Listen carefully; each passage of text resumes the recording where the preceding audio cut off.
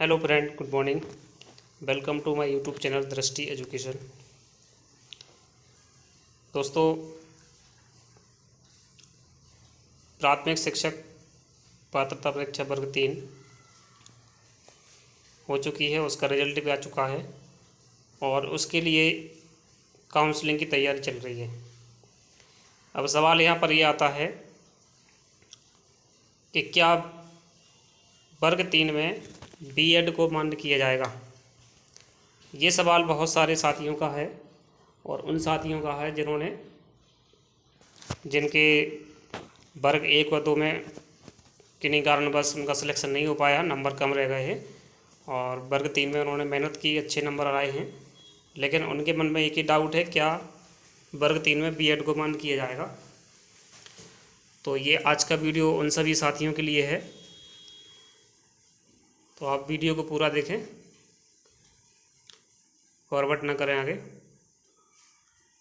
जानकारी अच्छी लगे तो आप हमारे चैनल को सब्सक्राइब करें, लाइक कीजिए, शेयर कीजिए। तो मैं डायरेक्ट आपको मेन पॉइंट पर आता हूँ। ये आपका सबसे पहला पॉइंट हम पढ़ेंगे इसमें कि पहली कंडीशन पूरी होनी चाहिए, प्रतिशत के साथ उत्तीर्ण हो। 50% जो कंडीशन रखी गई है आपकी, जो प्रतिशत है उसके लिए, प्राथमिक पात्रता परीक्षा का जो प्रतिशत है वो 50% होना चाहिए। कम से कम 50% अंकों के साथ हाई सेकेंडरी अथवा इसके समकक्ष तथा प्रारंभिक शिक्षा में 2 वर्ष का डिप्लोमा या उसके समकक्ष, यानी डीएड, टीएड या डीएलएड, ये दोनों होने चाहिए, दोनों में से कोई एक।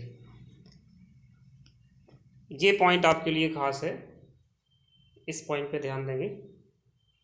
ये पॉइंट 50% अंकों के साथ स्नातक तथा शिक्षा स्नातक बीएड जिसने राष्ट्रीय अध्यापक शिक्षा परिषद द्वारा मान्यता प्राप्त संस्थान से शिक्षा स्नातक की उपाधि प्राप्त की है, उस पर कक्षा 1 से 5 तक पढ़ाने के लिए अध्यापक के रूप में नियुक्ति हेतु विचार किया जाएगा। अब यहाँ पर ये जो लिखा है विचार किया जाएगा, इस पर आप ज़्यादा ध्यान ना दें। इसका मतलब ये हुआ, अब हम आगे पढ़ते हैं, किंतु इस प्रकार नियुक्त हो के रूप में ये लिखा है, अध्यापक के रूप में नियुक्ति व्यक्ति को प्राथमिक शिक्षक हेतु विचार किया जाएगा, किंतु इस प्रकार अध्यापक के रूप में नियुक्त व्यक्ति को प्राथमिक शिक्षक के रूप में नियुक्त होने के 2 वर्ष के भीतर राष्ट्रीय अध्यापक शिक्षा परिषद द्वारा मान्यता प्राप्त संस्थान से प्राथमिक शिक्षा में 6 महीने का एक सेतु पाठ्यक्रम ब्रिज कोर्स आवश्यक रूप से पूरा करना होगा। मतलब यहाँ पर यह है कि नियुक्ति आपको मिल जाएगी, उसके 2 साल के अंदर 6 महीने का एक आपका ब्रिज कोर्स होगा, वो आपको कम्प्लीट करना पड़ेगा। लेकिन ऊपर ये लिखा है कि विचार किया जाएगा। इसका मतलब है यदि आपने ये 2 साल के अंदर नहीं किया तो फिर उस पर विचार किया जाएगा कि उसका क्या करना है, क्या उसको सेवानिवृत्त कर दिया जाएगा या उसको और समय मिलेगा, वो विचार किया जाएगा। लेकिन यहाँ पर बीएड मान है, तो आप इस बात से बेफिक्र हो जाएं सभी के लिए। बाकी सारी कंडीशन है वो सेम है, इसमें कोई अलग से नहीं। देखो यहाँ पर एक और कंडीशन दी है, कम से कम 45% अंकों के साथ हाई सेकेंडरी अथवा इसके समकक्ष तथा राष्ट्रीय अध्यापक शिक्षा परिषद। वैसे ये आपका 2018 में एक नियम आया था 5% कम के लिए, यहाँ पर जो दिया हुआ है कि पहले 50% था, यहाँ पर ये 45% कर दिया है। ये नियम 5% की छूट दी गई थी। तो यहाँ पर बहुत सारों का डाउट था कि 5% छूट जो क्वालिफाइड एग्जाम के लिए है, टीईटी के लिए, तो उसके लिए नहीं था, ये 5% इसी के लिए था। अब हम बात करते हैं यहाँ पर कि कम से कम 50% अंकों के साथ हाई सेकेंडरी अथवा इसके समकक्ष तथा प्रारंभिक शिक्षा में 4 वर्ष की स्नातक उपाधि बीएलएड, यानी बीएड यहाँ पर भी मांगा गया है, बीएलएड। बाकी की उपाधि आपकी शर्तें सेम हैं, उसमें कोई अलग से नहीं है। अब यहाँ पर एक और हम लेते हैं अतिथि शिक्षकों के लिए। इसमें भी आपका ये दिया हुआ है कि न्यूनतम 200 दिवस मध्य प्रदेश के शासकीय विद्यालयों में अतिथि शिक्षक के रूप में अध्यापन कार्य किया गया हो। उनकी अधिकतम आयु सीमा यहाँ पर दी हुई है, उनको छोड़ दी गई है। बाकी ऐसी कोई सेवा शर्तें अलग से नहीं हैं, जो वर्ग 1 और 2 में दी गई थी वही सेवा शर्तें हैं सेम। ये वाला पॉइंट आपका वो इसमें भी दिया था, वर्ग 1 और 2 में 200 दिवस वाला। ये दिया हुआ था। इसके अलावा जो हम बात करते हैं इसमें आरक्षण, तो आरक्षण में महिलाओं के लिए 50% तो है, ये तो सभी को पता है। यहाँ एक और विशेष चीज़ है, यहाँ पर ये ध्यान रखना है, इसमें ये पॉइंट को आप विशेष तौर पर ध्यान रखेंगे।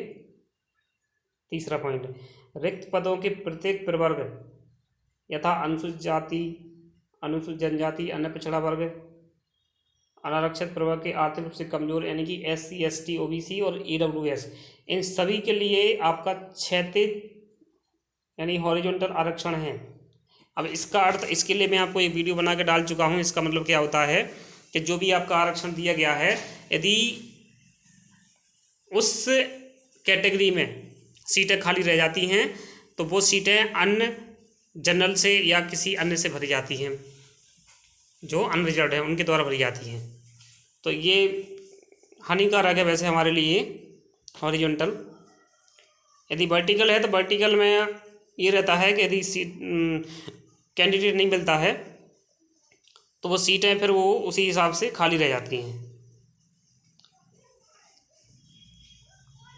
बाकी की सीटें जो बची हुई हैं उस पर बैकलॉग लग जाता है, यानी बैकलॉग सीटें चली जाती हैं अन्य आगे के लिए, जब भी जगह निकलती है उसके लिए। और यहाँ पर दिया है आरक्षण तथा आयु सीमा संबंधी छूट केवल मूल निवासियों को दी जाएगी, स्थानीय निवासियों को।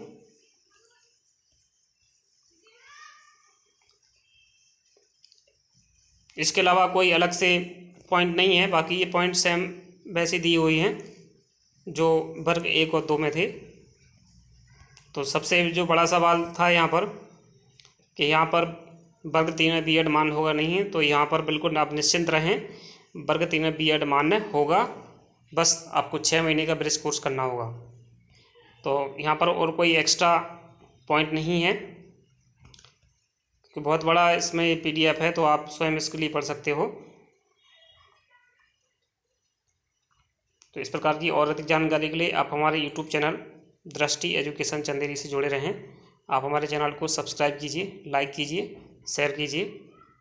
धन्यवाद।